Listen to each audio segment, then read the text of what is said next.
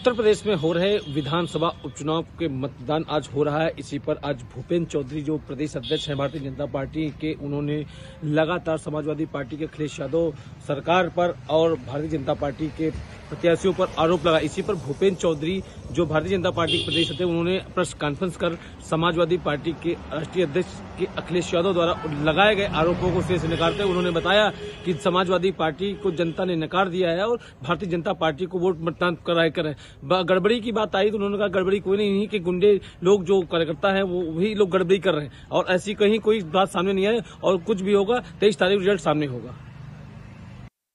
ये आप सबने हमारी बात को प्रदेश की जनता के समक्ष रखने के लिए अपना बहुमूल्य समय दिया। आज आपको अचानक हमने इसलिए कष्ट दिया, उत्तर प्रदेश में 9 सीटों पर विधानसभा का उपचुनाव इस समय गतिमान है, चल रहा है चुनाव, लेकिन समाजवादी पार्टी अपनी गुंडई, अराजकता, माफियागिरी से बाज नहीं आ रही है। प्रातः काल से ही हम देख रहे हैं लगातार इस प्रकार के समाचार प्राप्त हो रहे हैं कि समाजवादी पार्टी के गुंडे, माफिया, मवाली तत्व आम जनता को धमका रहे हैं और धमकाने के साथ ही एक बहुत बड़ा कृत्य देश की जनता को शर्मसार करने वाला समाजवादी पार्टी के समर्थित गुंडों ने किया है, अपराधियों ने किया है। मैनपुरी जनपद की करहल विधानसभा के उपचुनाव में कल एक दलित बेटी को जिस ढंग से समाजवादी पार्टी के समर्थक उसको घर से मोटरसाइकिल पर बैठा करके ले गए, बाद में उसकी डेड बॉडी मिली है, वो भी बोरे में बंद डेड बॉडी मिली है। वो दलित परिवार की बेटी है। दलित परिवार की बेटी के साथ जिस ढंग से अत्याचार, अनाचार हुआ है, आज हम कह सकते हैं जो प्रदेश की जनता ने समाजवादी पार्टी के कुकृत्यों की सजा उन्हें दी है, हमेशा उनको इस बात के लिए आरोप उन पर लगते रहे हैं कि हत्यारों को, अपराधियों को प्रमोट करती है। और कल की जो घटना है वो पूरी तरह से मैं कह सकता हूं कि सच साबित हुई है। समाजवादी पार्टी के लोगों ने जिस ढंग से दलित बेटी को अपने घर से ले जाकर के उसकी हत्या कर दी, केवल इस बात पर कि भारतीय जनता पार्टी को वोट देना चाहती थी। माननीय प्रधानमंत्री नरेंद्र मोदी जी ने जो उनको आवाज दिया है, कॉलोनी दी है, उस कारण वो साफ साफ कहना था उस बेटी का। प्रशांत यादव जी को उन्होंने कहा, हाँ। प्रशांत यादव नाम का शख्स जो लेकर के बेटी को गया, बेटी ने कहा प्रशांत यादव से कि हम वोट करेंगे तो हम भारतीय जनता पार्टी को करेंगे, कमल के फूल पर वोट करेंगे और कमल के फूल को वोट इसलिए देंगे कि हमें कॉलोनी मिली है।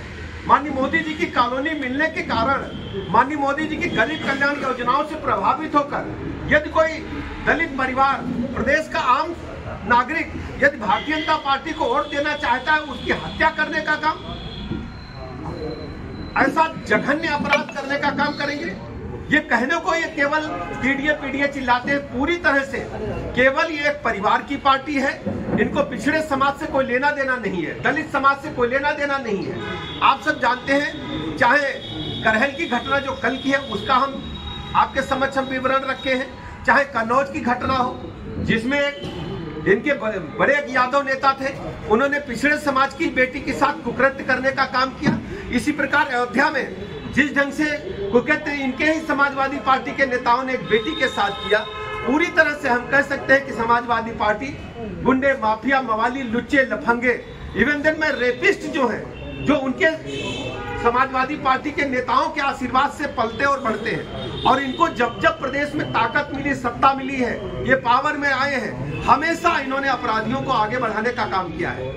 हम देख रहे हैं शांतिपूर्वक मतदान चल रहा है, लेकिन शांतिपूर्वक मतदान में इनके गुंडे, माफिया, चाहे करहल मैनपुरी हो, चाहे मीरापुर हो, चाहे कुदरकी हो, हर जगह नंगा नाच रचने का काम कर रहे हैं।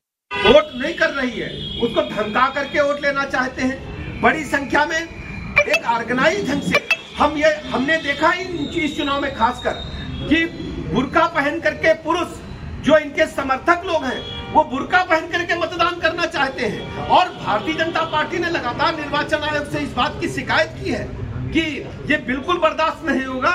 लोकतंत्र में आप संविधान की प्रति लेकर केवल तमाशा दिखाने चाहते हैं और संविधान की धज्जियां उड़ाने का काम करते हैं लोकतंत्र के महापर्व पर। 9 सीटों पर उपचुनाव हो रहा है। समाजवादी पार्टी लोकतंत्र की संविधान की धज्जियां उड़ाना चाहती है। दलित बेटी की हत्या कर दिया है, इसकी जितने निंदा की जाए वो कम है। हम पूरे उत्तर प्रदेश के दलित समाज से कहना चाहते हैं कि दलित समाज को इस बात का संज्ञान लेना चाहिए कि समाजवादी पार्टी ने आपकी बेटी के साथ जो कुकृत्य किया है, जो अपराध किया है, उसकी हत्या कर दी केवल भाजपा को वोट में देने के कारण। दलित समाज, पिछड़ा समाज कभी भी समाजवादी पार्टी को माफ नहीं करेगा। समाजवादी पार्टी यादव समाज की भी पार्टी नहीं रह गई है, केवल यादव परिवार एक कुनबे की पार्टी बनकर के रह गई है। केवल अपने परिवार को प्रमोट करने का काम समाजवादी पार्टी के मुखिया कर रहे हैं, जो बहुत ही निंदनीय है। और मैं प्रदेश की जनता से अपील करता हूं, इसको संज्ञान ले। और 9 सीटों पर मैं अपील करना चाहता हूं, दलित समाज खुलकर के सामने आए और समाजवादी पार्टी को इसका मुंहतोड़ जवाब दे। वैसे करहल में आप जानते हैं, करहल में जनता ने जिस ढंग से भारतीय जनता पार्टी का साथ देने का काम किया, करहल में समाजवादी पार्टी कराह रही है, ऐसा मैं कहना चाहता हूं।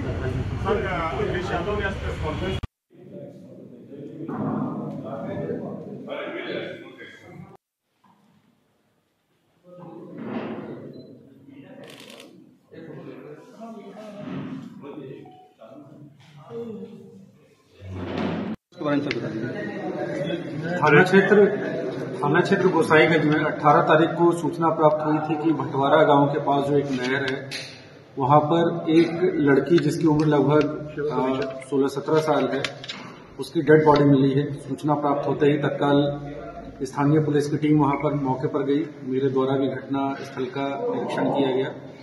शव की तुरंत शिनाख्त हो गई थी और परिजनों के द्वारा तहरीर दिया गया। तहरीर के आधार पर सुसंगत धाराओं में अभियोग पंजीकृत किया गया हत्या का। इसमें तत्काल 3 टीमों का गठन किया गया। इसमें टेक्निकल और मैनुअल सर्वेलांस के माध्यम से जो अभियुक्त है उसकी पहचान की गई, उसकी गिरफ्तारी कर ली गई है। अभियुक्त का नाम अजीज है। यह व्यक्ति जो मृतका है उसके पिता का दोस्त था। उसके साथ जो व्यवसाय उसका पशुओं की खरीद फरोख्त वो करता था, उसमें साझेदार भी था।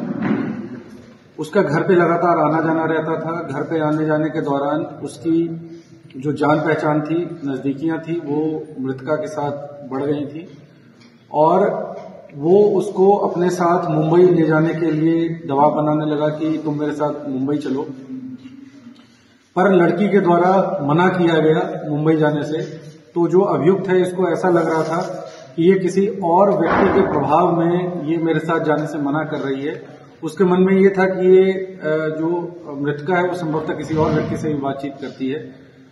इसी वजह से उसने घटना वाले दिन इसको नहर पे बुलाया, लेकर गया और जब उसने एक बार फिर से मुंबई जाने की बात कही कि तुम मेरे साथ मुंबई चलो, जब लड़की ने मना कर दिया तो लड़की के ही दुपट्टे से उसका गला दबा दिया। पोस्टमार्टम रिपोर्ट में भी इस बात की पुष्टि हुई है कि गला दबाकर हत्या की गई है। इसमें सभी जो हमारे वैज्ञानिक साक्ष्य हैं उनका संकलन किया गया है। फॉरेंसिक टीम के द्वारा जो है जितने भी बायोलॉजिकल एविडेंसेस हैं उनका भी संकलन किया गया है और इसमें बहुत ही कम समय में चार्जशीट लगाकर अग्रिम वैधानिक कार्रवाई की जाएगी और अभियुक्त को जेल भेजा जाएगा। सर, हत्या का जो समय था वो सर क्या था अभियुक्त के हिसाब से? देखिए, अभियुक्त के हिसाब से जहां जो सुबह हमारी बॉडी मिली है उसी रात जो है अभियुक्त के द्वारा हत्या कार्य की गई। कितने सालों से सर इन दोनों में दोस्ती थी? देखिए, ये कितने सालों तो नहीं, मतलब कुछ समय से, कुछ महीनों से दोस्ती थी। मतलब घर पे तो आना जाना था। लेकिन यहाँ पे एक बात मैं आपको ये भी बता दूं कि इसमें जो है पॉक्सो धारा की भी वृद्धि की जाएगी। जो उसके एज का है वो भी इसमें केस डायरी में लगाया जाएगा। और जो टेक्निकल पॉइंट ये है कि 18 साल से कम उम्र की लड़की थी और 18 साल से कम का जो है वो कंसेंट वैलिड नहीं होता है। तो इसलिए ये कहना कि दोस्ती थी, मतलब वो इसकी तरफ से, अभियुक्त की तरफ से वो अपने बयान में इस तरीके का कह रहा है, लेकिन लीगली देखा जाए तो उसमें कंसेंट बिल्कुल नहीं है। इसी वजह से पॉक्सो एक्ट के अंतर्गत भी आगे कार्रवाई की। सर, एक दिन पहले रात से गायब थी, घर वालों ने कंप्लेन नहीं की थी पुलिस को, इसकी कुछ जांच की गई सर? देखिए, इसमें जो तथ्य अभी तक पूछताछ में आए हैं वो आपको बता दिया गया है। बाकी और गहनता से पूरी हमारी जो टीम है, एसओजी की जो टीम है, वो भी पूछताछ करेगी। यदि नए तथ्य कुछ और भी निकल के आते हैं तो आपके साथ। मृतका मोबाइल चलाती थी? मोबाइल मृतका के पास अपना नहीं था, वो अपने पिता के मोबाइल का ही उपयोग करती थी। निश्चित रूप से आपने देखा होगा समाजवादी पार्टी ने 2-3 दिन से जिस प्रकार से माहौल बनाना शुरू किया, उससे समाजवादी पार्टी ने अधिकारियों को धमकाना, संवैधानिक संस्थाओं पर प्रश्न लगाने का काम किया। उससे वो ये मान चुके हैं कि प्रदेश की जनता अब अराजकता करने वालों के, गुंडागर्दी करने वालों के, बलात्कारियों के साथ नहीं है। भूपेंद्र जी, अखिलेश यादव कह रहे हैं कि वो अपील करते हैं कि लाइन में लगे रहें 6 बजे तक, 7 बजे तक, 8 बजे तक, जब तक वोट नहीं कर जाता बार-बार जाए, ये वो अपील कर रहे हैं। निश्चित रूप से हम लोग सब मिलकर भारतीय जनता पार्टी के सभी कार्यकर्ताओं ने घर घर जाकर इस देश के और प्रदेश के सभी 9 विधानसभा के उपचुनाव के मतदाता भाइयों बहनों से अधिकतम मतदान करने की अपील की है। और ये लोकतंत्र में हमारे लिए एक अवसर है अपनी बात कहने का, और अब मतदान करना हमारा अधिकार है। और सरकार ने उसकी पूरी शांतिपूर्वक व्यवस्था मतदान की लोग करें, सहजता के साथ मतदान करें। हम सब लोग मिलकर इसके लिए प्रयास कर रहे हैं। अखिलेश यादव का ये कहना है कि जो उनके वोटर्स हैं उनको रोका जा रहा है, लेकिन वो अपने वोटर से 7 बजे के बाद भी अब वोटर से अपील कर रहे हैं, और आपने देखा किस प्रकार से हत्या करा रहे हैं। आज समाजवादी पार्टी के चरित्र को, अखिलेश यादव जी के चरित्र को प्रदेश की जनता समझ चुकी है, और समाजवादी पार्टी की अराजकता का, गुंडागर्दी का, इन बलात्कारियों का प्रदेश में, इस राजनीति में कोई स्थान अब बचा नहीं। धन्यवाद।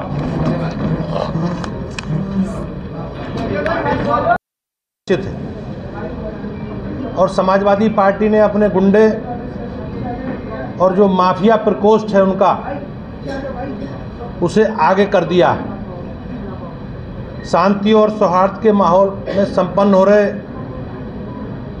ये चुनाव समाजवादी पार्टी को कभी सुहाते नहीं। इसलिए समाजवादी पार्टी के लोग उपचुनाव को रक्त रंजित करने का पूरा प्रयास कर रहे हैं। समाजवादी पार्टी के मुखिया, उत्तर प्रदेश के पूर्व मुख्यमंत्री जी का जिस प्रकार से बदहवासी का ये व्यवहार है, वो कहीं ना कहीं उनकी राजनीतिक जमीन खिसकने की खिसियाट के रूप में दिखाई देता है। पूरा उत्तर प्रदेश लाल टोपी वालों के काले कारनामों का ये ताज़ा संस्करण देखकर हम सब लोग स्तब्ध हैं। गुंडागर्दी की सारी हदें पार करके इंसानियत को शर्मसार करते हुए बूथ संख्या 13 के गांव कजरा में एक दलित समाज की बेटी की जिस प्रकार से नृशंस हत्या की, ये हम सब के लिए दुखद है। लड़की के माता पिता का कथन है कि उनकी बेटी की हत्या समाजवादी पार्टी के नेताओं ने इसलिए की है कि उनकी बेटी ने भारतीय जनता पार्टी के पक्ष में मतदान करने की बात कही थी। और ये वीडियो में कहीं ना कहीं जो उनकी माताजी का, पिताजी का वीडियो आपने देखा होगा, उसमें उनके बयान में ये चीज़ें परिलक्षित हो रही। इस विषय पर अभी जब हमारे सम्मानित साथियों ने, पत्रकार भाइयों ने समाजवादी पार्टी के मुखिया से प्रश्न किया, तो उन्होंने उत्तर देने की बजाय जिस तरह से